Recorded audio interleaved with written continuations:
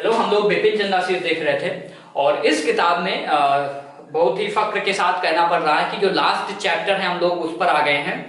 The Indian national movement, the ideological dimensions. Indian national movement का जो ideological dimensions है ना, आपको पता है ये जो प्रोलॉन्ग स्ट्रगल है कैसा है। अपने देश का जो रेवोल्यूशन हुआ ये काफी, इसे पैसिव रेवोल्यूशन कहा जाता है। यहाँ पर डायरेक्ट कन्फ्रंटेशन तो हमें कहीं देखने को मिला ही नहीं, लेकिन ओवरऑल जो भी था, जो भी एक कंट्राडिक्शन हुए, एक सेंट्रल पावर थी। बिपिन चंद्र कुछ पेजेस में लिखते हैं लास्ट चैप्टर के कि एक सेंट्रल पावर थी, उसने अपने पॉलिटिकल कंट्रोल के द्वारा, क्या था वो मैं आपको समझ देता हूं। एक क्या है, सेंट्रल पावर है, एक सेंट्रल पावर है, उसने क्या किया है, अपने पॉलिटिकल कंट्रोल के द्वारा हमको और हमारे देश को पॉलिटिकली, ठीक है, और इकोनॉमिकली एंड सोशली भी क्या किया है, सब्जुगेट करके रखा था। ठीक है, इसी के खिलाफ हमारा एक स्ट्रगल चलता है, एक कॉन्ट्रडिक्शन चलता है और वो प्रोलॉन्ग होता है, वो बहुत बड़ा होता है, जो किस पर आधारित होता है,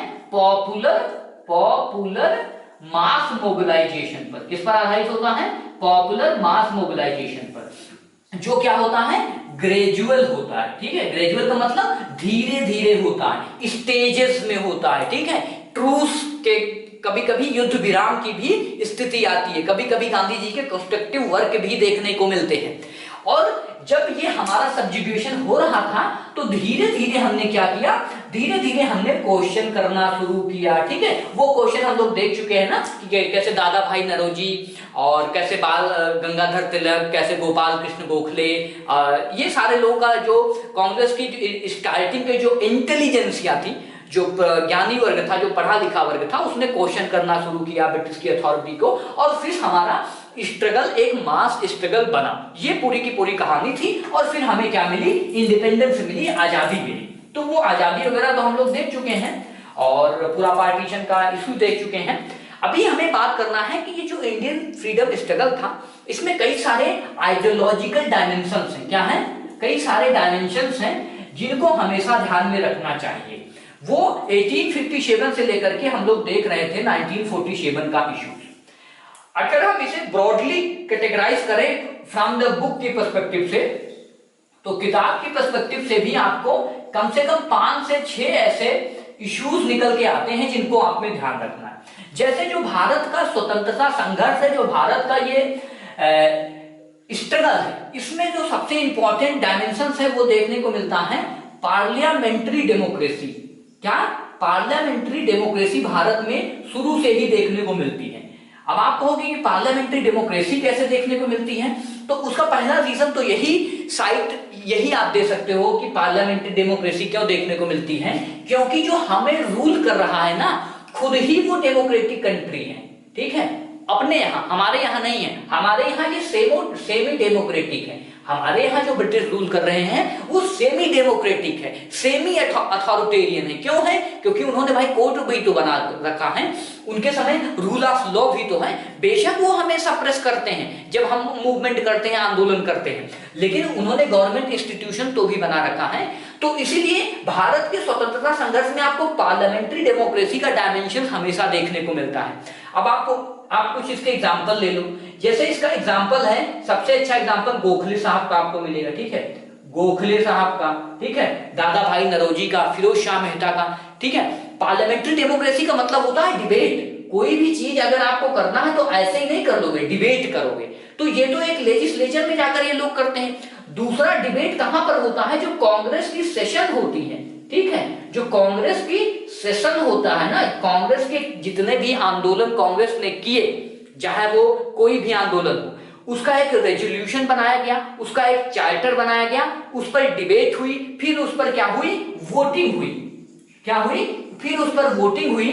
तो ये क्या दर्शाता है, ये हमें दिखाता है पीपल का पार्टिसिपेशन, और पीपल का पार्टिसिपेशन ही आगे चल करके क्या बनाता है, कंट्रीब्यूट करता है डेमोक्रेटिक आइडियल्स में।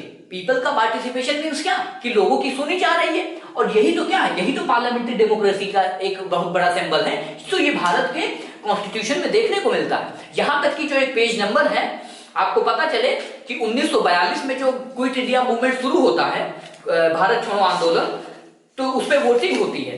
तो लगभग 13 लोग वोटिंग के विरोध में वोट नहीं करते हैं, और वो कम्युनिस्ट रहते हैं, वो लेफ्ट विंग के रहते हैं। उनको ऐसा लगता है कि क्विट इंडिया मूवमेंट में हमें अभी ज्वाइन नहीं करना चाहिए। वो क्या रीजन थे हम लोग देख चुके हैं।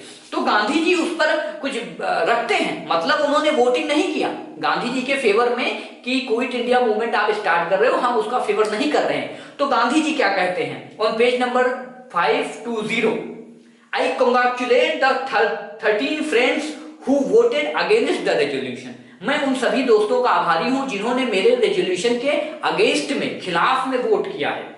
इन doing so they had nothing to be ashamed of. अगर उन्होंने ऐसा किया तो उनको पछताने की जरूरत नहीं है, उन्हें असेम्ड होने की जरूरत नहीं है, क्योंकि हमने पिछले 20 सालों में यही सीखा है।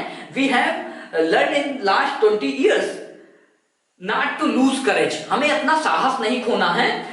When we are in a hopeless minority और इवन एट लॉस, हमें कभी होप नहीं खोना चाहिए। गांधी जी उनसे कहते हैं जो गांधी जी का विरोध करते हैं। तो आप सोच सकते हो ना ये कितनी अच्छी आइडियल्स बातें हैं। तो पार्लियामेंट्री डेमोक्रेसी आपको याद रखना है, पार्लियामेंट्री डेमोक्रेसी भारत के स्वतंत्रता संघर्ष का बहुत बड़ा हिस्सा रहा है। अब जो दूसरा सबसे इंपॉर्टेंट एस्पेक्ट है वो हम लोग देखने की कोशिश करते हैं। पार्लियामेंट्री डेमोक्रेसी के बाद दूसरा इंपॉर्टेंट एस्पेक्ट है वो है सिविल लिबर्टीज का। किसका? सिविल लिबर्टीज का। सिविल लिबर्टीज में क्या आता है? स्पीच। क्या आता है? स्पीच, ओपिनियन, क्या? ओपिनियन, प्रेस, ठीक है, लिटरेचर, राइट्स, ह्यूमन राइट्स। तो अभी कभी आपको ऐसा लगता है कि जो भारत का स्वतंत्रता संघर्ष है इसके लिए भी हमें कभी ना कभी संघर्ष देखने को मिलता है? बिल्कुल देखने को मिलता है। अब 1878 का वर्नाक्युलर एक्ट ले लो, ठीक है। वर्नाक्युलर एक्ट के समय जो पूरा का पूरा लिटन की पॉलिसीज हैं, प्रेस के एक्ट के जितने भी प्रतिबंध लगाए जाते हैं उसके खिलाफ हम लोग का रिवोल्ट होता है, भारत के लोगों का, ठीक है। ये सारी सिविल लिबर्टीज, इवन गांधी की जो जितनी पत्र पत्रिकाएं होती हैं उसके थ्रू हमेशा क्या किया गया है? सिविल लिबर्टीज को दर्जा दिया गया। आप देखो दादा भाई नौरोजी खुद से सबसे पहले किताब लिख के देते हैं, poverty and un-British rule in India. कई सारे लोग अपनी केसरी मराठा जैसे पेपर निकाले गए हैं और उनको डिफेंड भी किया जाता है। आप देखो जब भी सपरेशन होता है इनके ऊपर प्रेस एक्ट लाया जाता है। हमने देखा है प्रेस वाले चैप्टर में कि कैसे इनके ऊपर सिक्योरिटीज लगा दी जाती है, पैसे लगा दिए जाते हैं। वो चैप्टर शायद 8 चैप्टर, आई थिंक चैप्टर 8 या 9 कोई सा है, 7 8 चैप्टर नंबर 8 प्रेस वाला। तो उसमें ये सारी चीजों को डिस्कस किया गया। Civil liberties was a dimension जिसके थ्रू हमारा एक डायमेंशन इसको भी इनकलकेट करना चाहिए हमें, आपको, या जो भी भारत का स्वतंत्रता संघर्ष या इंडिया स्ट्रगल फॉर इंडिपेंडेंस पढ़ रहा है। दूसरा ये आपको सबसे इंपॉर्टेंट एस्पेक्ट निकल कर आता है, ये याद रखना है। और जो तीसरा सबसे इंपॉर्टेंट एस्पेक्ट है वो है सेकुलरिज्म, ठीक है, जो सेकुलर आउटलुक है, ठीक है, सेकुलर आउटलुक है वो ध्यान में रखना है आपको। सेकुलरिज्म ना जिसे कहते हैं, सेकुलर आइडियाज जो हैं, जो आज के अपने कॉन्स्टिट्यूशन में भी मेंशन किए गए हैं, हालांकि जो है अमेंडमेंट करके इसे ऐड किया गया है, बट ये हमेशा से देखने को मिला है। आप 1857 से 1857 के ऑनवर्ड देखो, आपको हिंदू मुस्लिम यूनिटी देखने को मिलती है कि नहीं देखने को मिलती है। इवन आपको सबसे लास्ट जो आईएनए का ट्रायल होता है रॉयल इंडियन नेवी का, रॉयल इंडियन नेवी का, या जो रॉयल इंडियन नेवी की जो म्यूटिनी होती है, जो इंडियन नेशनल आर्मी होती है ना, आईएनए का जो ट्रायल होता है, इसमें भी जो हमने देखा था तीन, एक हिंदू मुस्लिम और सिख होते हैं। तो यहां पर भी लास्ट टाइम हमें एक यूनिटी देखने को मिलती है, ठीक है। तो आपको ये भी रखना है। और कितने भी आपको देखो बंगाल में एक पबना रिवोल्ट होता है, ठीक है, पबना रिवोल्ट में हिंदू और मुस्लिम साथ में मिलकर लड़ाई करते हैं। कई सारे जमींदार होते हैं, ठीक है, जमींदार, लैंडलॉर्ड जिसे कहते हैं, ठीक है, लैंडलॉर्ड्स, मर्चेंट, मनी लेंडर्स, इनके खिलाफ जो एग्रेशन होता है, पॉपुलर एग्रेशन, वो हमेशा किसके ओर से होता है? वो दोनों तरफ से होता है। उसमें हिंदू और मुस्लिम साथ साथ जो है काम करते हैं। हालांकि बिपिन चंद्र ये भी लिखते हैं कि सेकुलरिज्म के नाम पर हमें बहुत ज्यादा क्या है, प्राउड तो हो सकते हैं हम कि हमने साथ में लड़ा, लेकिन हम इसको बहुत ज्यादा डिफेंड भी नहीं कर सकते हैं, क्योंकि अगर हम सेकुलर इतने ही होते तो हमारे देश में कम्युनल सीड क्यों बोए जाते ना, भारत और पाकिस्तान का डिवीजन ही क्यों होता? तो that is important question. But आपको ओवरऑल जो सेकुलर आउटलुक है वो देखने को मिलता है। और उसके बाद में जो अनदर एस्पेक्ट है, चौथा एस्पेक्ट है, वो है इकोनॉमिक ट्रांसफॉर्मेशन। क्या है? इकोनॉमिक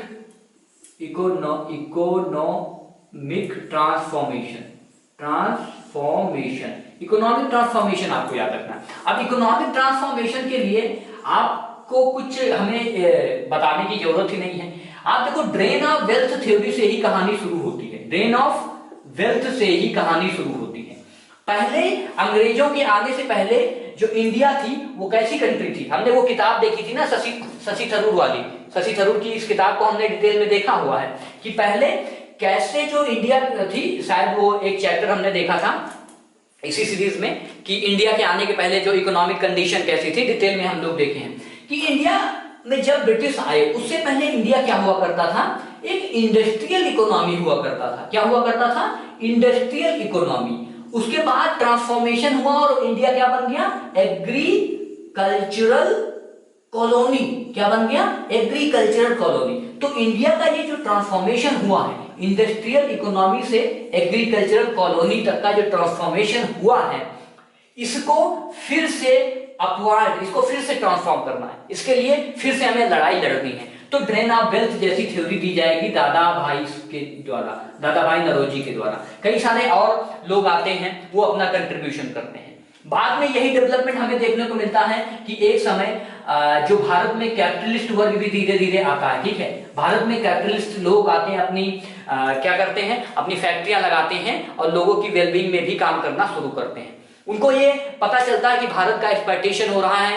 स्वदेशी मूवमेंट के बाद ये पूरा का पूरा रफ्तार पकड़ लेता है। नहीं, ठीक है, तो स्वदेशी मूवमेंट को भी आप लिख सकते हो, कोट कर सकते हो। वहां पर स्वदेशी फैक्ट्रियां लगाई जाती हैं। ठीक है, उसके बाद में आप लिख सकते हो, यहां पर सबसे इंपॉर्टेंट बात आप ये मत भूलना कि जो 1938 में सुभाष चंद्र बोस के समय नेशनल इकोनॉमिक पॉलिसी बनाई गई थी ना, नेशनल इकोनॉमिक प्लान बनाया गया था। हम लोग इसको देख लिए हैं। नेशनल इकोनॉमिक कमेटी बनाई गई थी, वो हो गया। फिर उसके बाद में आप देखो जेआरडी टाटा और जिसे टाटा प्लान कहते हैं या बॉम्बे प्लान कहते हैं। तो ये सारी चीजें उसी समय हो रही हैं जिस समय हम ब्रिटिश की हुकूमत से लड़ रहे हैं। ये सारे डेवलपमेंट उसी दौरान देखने को मिलते हैं। पूर्ण स्वराज का रेजोल्यूशन देख लो, वहां पर हमेशा इस बात पर भी जोर दिया जाता है कि हम अपनी इकोनॉमी को कैसे डेवलप करते हैं। कांग्रेस की 1937 में गवर्नमेंट बनती है, उसका जो मैनिफेस्टो है उसमें भी इस बात को जोर दिया जाता है। और अगला जो इंपॉर्टेंट एस्पेक्ट है वो भी मोर और लेस इसी से जुड़ता हुआ है, और वो इंपॉर्टेंट एस्पेक्ट है about that important aspect is about pro poor. क्या है? भारत का जो स्वतंत्रता संघर्ष के बीच में जो आपको चीजें देखने को मिलती हैं वो हमेशा प्रो पुअर है। अब आप पूछोगे ये कैसे? तो उसका सबसे इंपॉर्टेंट रीजन ये है कि स्टार्टिंग से ही तिलक जैसे लीडर जो है, पूना में प्लेग फैलता है, वो पूरी सीन आपको पता होगी। उसके लिए, अधिकारों के लिए, किसानों के लिए लड़ना जायज होता है। ठीक है, लेकिन उसके बाद सबसे इंपॉर्टेंट कंट्रीब्यूशन कहां से शुरू होता है? 1920 और 1930 के बाद। ये जो दौर होता है ये भारत में लेफ्ट विंग की पॉलिटिक्स से भरा रहता है। ठीक है, लेफ्ट विंग। और इसमें एक और इंपॉर्टेंट शब्द आप जोड़ सकते हो, वो है सोशलिस्ट आइडियाज। क्या है? सोशलिस्ट आइडियाज 1920 और 30 के दशक में भर भर के भरे रहते हैं। ठीक है, इसी दौरान भारत में ट्रेड यूनियन ढेर सारे बनते हैं। क्या बनते हैं? Trade union. इसी दौरान भारत में किसान सभाएं ढेर सारी बनती हैं। क्या बनती हैं? किसान सभाएं बनती हैं, जिससे इनके इंटरेस्ट को सिक्योर किया जाए। इसी दौरान नेहरू का जो पूरा का पूरा रोल है, इसी दौरान कम्युनिस्टों का दौर है, इसी दौरान सुभाष चंद्र बोस का दौर है। ये वो लोग हैं जो हमेशा से, आपको पता नहीं, हमने ये देखा था कि नेहरू किस प्रकार से कहते हैं कि I don't believe in the idea of king and kingship. मुझे राजा रजवाड़ों के सिस्टम में विश्वास नहीं करना है। तो किसके सिस्टम में विश्वास करना है? जो गरीब लोग हैं, जो सताए हुए लोग हैं, जो एक्सप्लॉइटेड हैं, उनके लिए काम करना है। और इसका सबसे मोन्यूमेंटल एग्जांपल आपको मिलता है 2-3 सेशन है। जैसे आपको एक सेशन याद रखना है, कराची सेशन। कराची सेशन हमने देखा था ना, जिसे ऐसा माना जाता है कि भारत में सोशलिज्म का मैग्ना कार्टा है ये।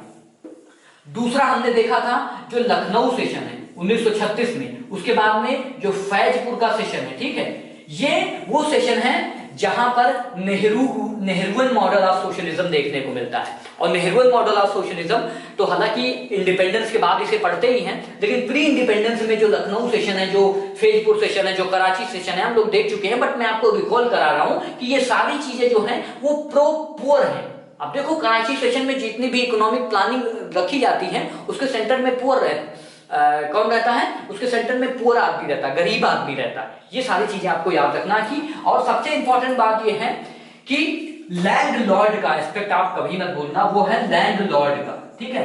लैंड लॉर्ड की जितनी जमीनें होती हैं, 1942 में गांधी जी का एक इंटरव्यू है, इसमें किताब में दिया गया है, तो उसमें गांधी जी से बहुत बड़ा इंटरव्यू है, वो लास्ट पेज है, वो इस बुक का लास्ट पेज है, मतलब उसके बाद चैप्टर खत्म हो जाता है। वो आप जरूर पढ़ना, आपके पास किताब है तो। उसमें गांधी जी से कई सारे क्वेश्चन पूछे जाते हैं, एक फेस्चर करके कोई होते हैं जर्नलिस्ट, और वो बहुत इंपॉर्टेंट गांधी जी का इंटरव्यू माना जाता है। क्विट इंडिया मूवमेंट के जस्ट स्टार्टिंग के पहले ही वो देते हैं। उनसे पूछा जाता है लैंड लॉर्ड के बारे में कि जमीनें किसकी हैं, तो गांधी जी कहते हैं ये जमीनें किसानों की हैं। तो कहते हैं आप क्या उन्हें दिलाएंगे, तो कहें हम दिलाएंगे नहीं, वो खुद ही ले लेंगे, मतलब किसान खुद ही ले लेंगे, ठीक है।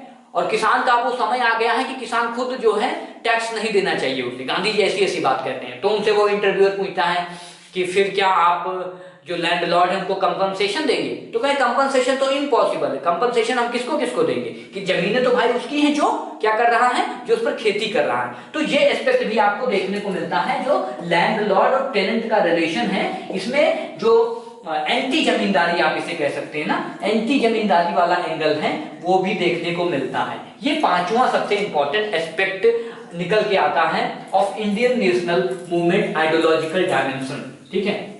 अभी हम लोग चलेंगे जो सबसे लास्ट एस्पेक्ट है, सबसे लास्ट एस्पेक्ट है जिसमें से फिर से गांधी जी को हम इनकलकेट करेंगे, वो है सोशल आउटलुक। क्या है? Social outlook. सोशल आउटलुक, जो इंडियन फ्रीडम स्ट्रगल है उसका सोशल आउटलुक कैसा देखने को मिलता है।